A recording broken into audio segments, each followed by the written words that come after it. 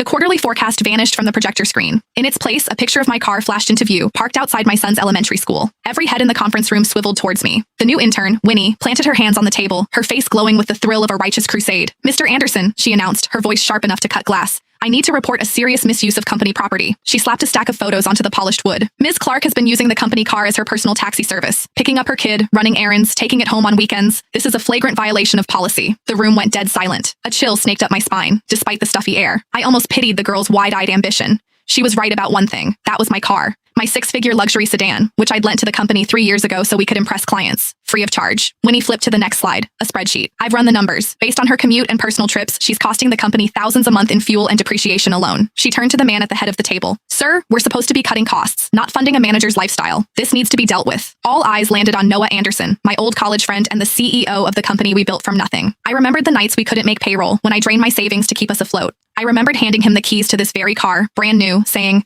"The company needs this more than I do." He'd used it for 3 years. I'd paid every cent for gas, insurance, and maintenance. I'd even been the one to drive it to the airport for client pickups when our driver was out. Everyone in this room knew it was my car. Trevor from marketing, who just last week borrowed it to take his father to the hospital, was suddenly fascinated by his keyboard. Macy from reception, who took it for joyrides every month, shot me a look of pure disgust. Noah's fingers tapped a slow, deliberate rhythm on the table, his tell when he was weighing his options. He wouldn't meet my gaze. "Ava." His voice was cold, unfamiliar. "Is what Winnie said true?" The air left my lungs. True?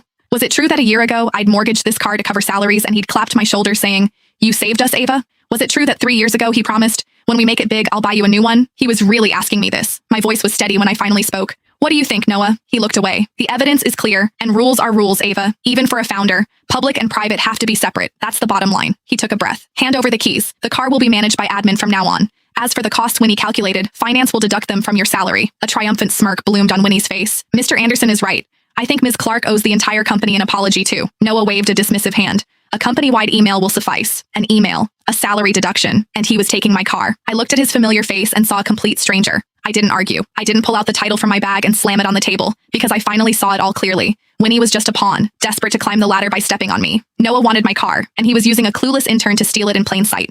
3 years is a long time. Long enough for a lie to feel like the truth, for a gift to be mistaken for an entitlement. I stood, my movements slow and deliberate. I pulled the keys from my bag and set them on the conference table. The metallic clink cut through the silence. "Fine. I accept the decision." My eyes found Noah's, a faint, cold smile touching my lips. "I hope the car continues to bring the company good luck." Noah, who had clearly braced for a fight, let out a slow breath. The tension drained from his shoulders. "Ava, it's for the best. You have to understand, my hands are tied here." Winnie snatched the keys, clutching them like a trophy. "See? If you just cooperated, we wouldn't have had to make this a public spectacle." I gave her a long look, a flicker of pity the only thing I felt. She had no idea what she was holding. She thought she'd just won the battle. In reality, she'd just handed me the match.